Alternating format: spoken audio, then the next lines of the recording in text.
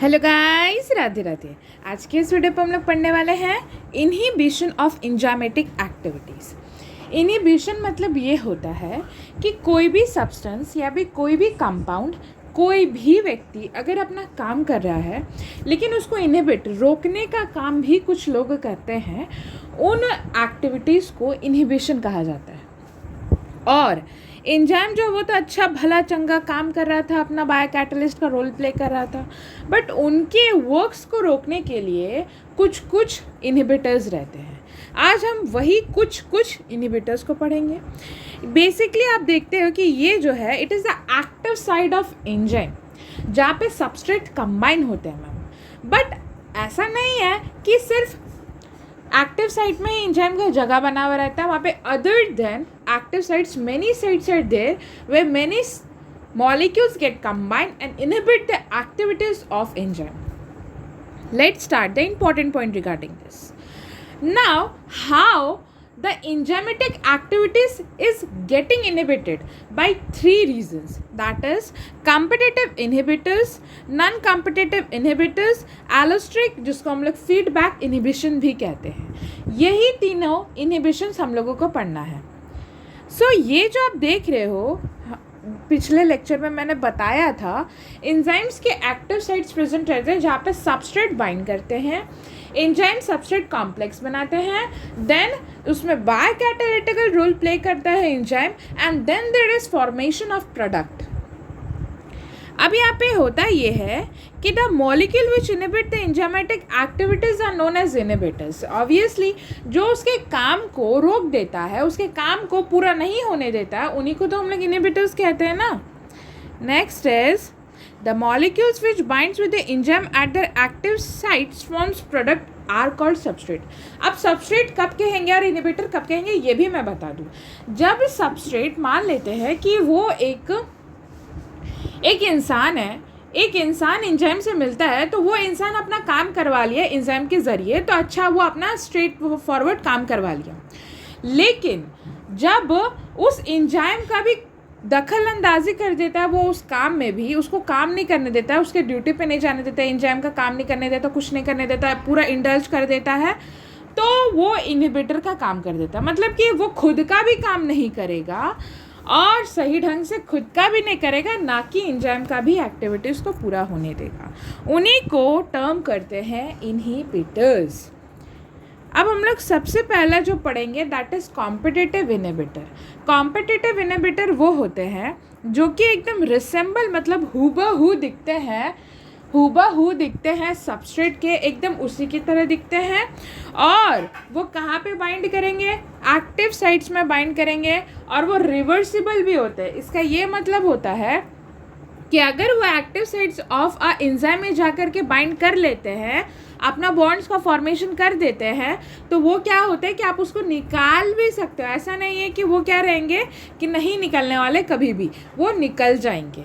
अब उसके लिए भी कंडीशन होता है। तो ये जो आप इनहिबिटर देख रहे हो, मान लेते हैं इस तरीके का सबस्ट्रेट होगा, तो ये कुछ उसी की तरह रिसेंबल करने वाला स्ट्रक्चर्स बनाएगा, ताकि जो एंजाइम है वो बुड़बक बन जाए, वो उतना ध्यान से देखे ना, और वो जा कर के बाइंड हो जाए इनहिबिटर से।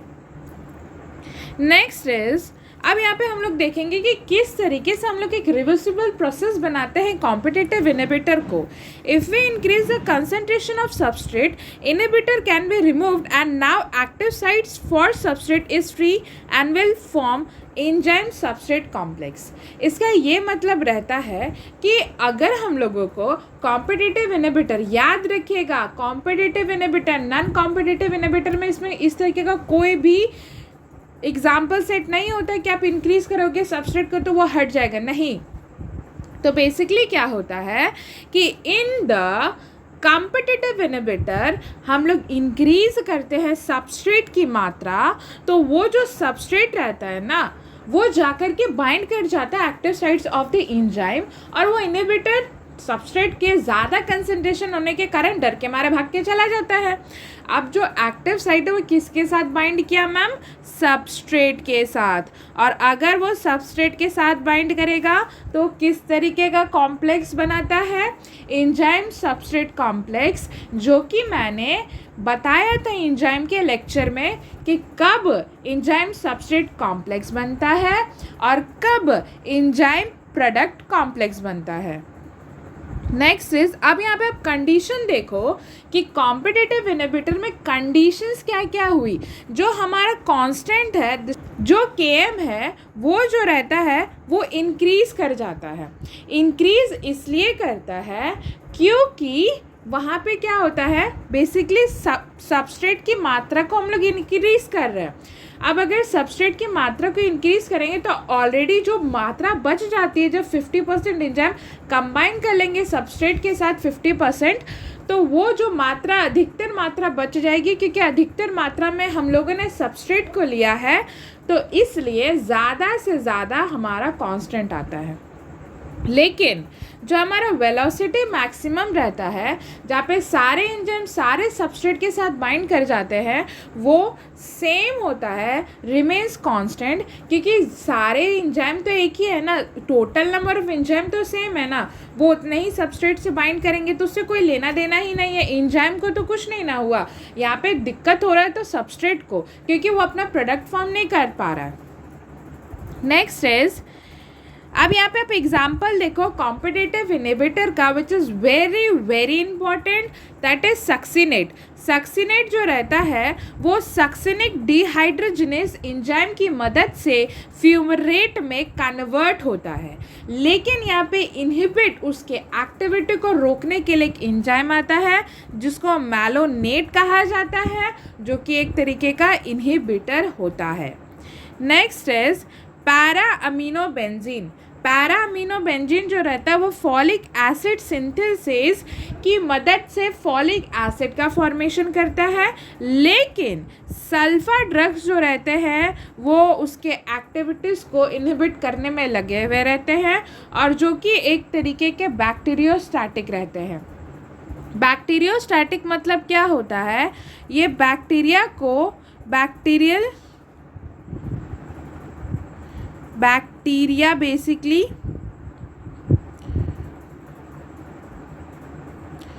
Bacteria don't grow. बेसिकली जो बैक्टीरिया होता है ना, सल्फर ड्रग्स उसको ग्रो नहीं करने देता है, तो ये एक यूजफुल फेज में भी आ जाते हैं। Next is non competitive inhibitor. इनका एक्टिव साइट से कोई लेना देना नहीं है। आप एक्टिव साइट्स में जुड़ो चाहे ना जुड़ो, इनको कोई लेना देना नहीं है, लेकिन ये एक्टिव साइट्स के अलावा कहीं भी जा कर के जुड़ सकते हैं, जिसको हम लोग एलोस्टेरिक साइट्स भी कहते हैं। सो यहाँ पे जो हमारा कंडीशंस अप्लाई होता है मैम, कि जो हमारा वेलोसिटी मैक्सिमम रहता है, वेलोसिटी मैक्सिमम बेसिकली ये क्या होता है, ये डिक्रीज़ हो जाता है। क्यों? क्योंकि यहाँ पे इंजाइमेटिक एक्टिविटीज़ को हार्म किया जा रहा है। यहाँ पे इंजाइम जो है वो बीमार पड़ जा रहा है, और अगर इंजाइम बीमार पड़ जा रहा है तो उसका एक्टिविटी वेलोसिटी रेट तो कम हो जाएगा ना, बिकॉज टोटल इंजाइम डिक्रीजेस। लेकिन जो सबस्ट्रेट है उसको कोई फ़र्क नहीं पड़ रहा है, उसकी मात्रा में, कंसंट्रेशन में कोई भी अंतर देखने को नहीं मिलता, वो कांस्टेंट होता है। Next is example of non competitive inhibitor are cyanide combines with cytochrome oxidase. ये एक इंपॉर्टेंट पॉइंट है, ये नीट में पूछा जा चुका क्वेश्चन है। Penicillin combine with enzyme required for synthesis of bacterial cell wall, तो ये भी इंपॉर्टेंट है। नेक्स्ट इज एलोस्टेरिक या फिर फीडबैक इनहिबिशन। क्या होता है एलोस्टेरिक का मतलब, उसका दूसरा नाम अगर हम लोग देखते हैं तो फीडबैक कहते हैं। इसमें ये होता है कि मान लेते हैं कि हमारा कोई एंजाइम जो है वो बहुत ज़्यादा सिक्रीट होने की मात्रा में आ गया, तो अगर ये सिक्रीट ज़्यादा मात्रा में हो रहा है मैम, तो मेरे को तो इन्फॉर्मेशन भेजना पड़ेगा ना कि आप इसको बंद करो, इसका ज़्यादा सिक्रीशन रिस्पॉन्सिबल नहीं है हमारे बॉडी को, ये हमारे गुड के लिए नहीं है, ये बैड भी हो सकता है हमारे बॉडी के लिए। इसलिए यहाँ पे क्या आता है कि एक फीडबैक दिया जाता है ताकि जो एंजाइम का रिलीज़ है वो कम मात्रा में हो, और अगर एंजाइम का रिलीज़ कम मात्रा में होगी तभी तो कम सबस्ट्रेट जाकर के उससे जुड़ेंगे, कम प्रोडक्ट का फॉर्मेशन होगा। इसीलिए एक बैलेंस्ड वे में एंजाइम का सबस्ट्रेट कॉम्प्लेक्स बने, एंजाइम का प्रोडक्ट कॉम्प्लेक्स बने और प्रोडक्ट मिले बॉडी को, इसलिए ये रेस्पॉन्सिबल होते हैं एलोस्टिक और feedback inhibitors. It depend upon the concentration of product. मैंने बोला कि जब प्रोडक्ट की मात्रा पे डिपेंड करता है, पूरा बॉडी में कोई भी चीज़ ना तो ज़्यादा चाहिए ना तो कम होना चाहिए, it should be in a equal and very distinct amount में प्रेजेंट रहना चाहिए, डेफिनेट अमाउंट में प्रेजेंट रहना चाहिए। अगर वो कम है कम रिक्वायर्ड है, ज़्यादा है तो ज़्यादा है। It is true for everything, but उस कंडीशन से ज़्यादा नहीं होना चाहिए, इसलिए इसका काम है। हालांकि ये कोई भी ये एंजाइम को हार्म नहीं कर रहा, ना ही सबस्ट्रेट को हार्म कर रहा है।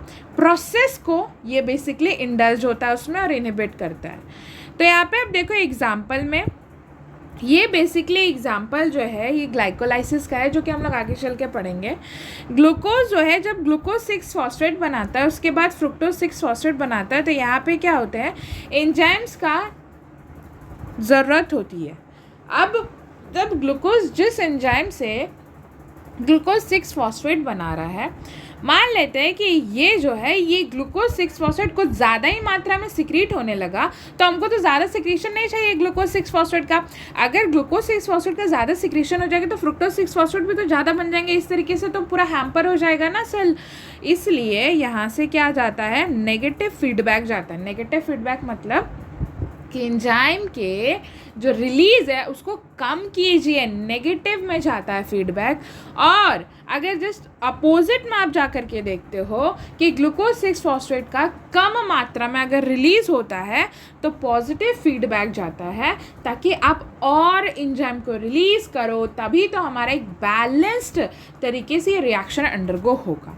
So basically this is all for the inhibition of enzymatic activities. Thank you.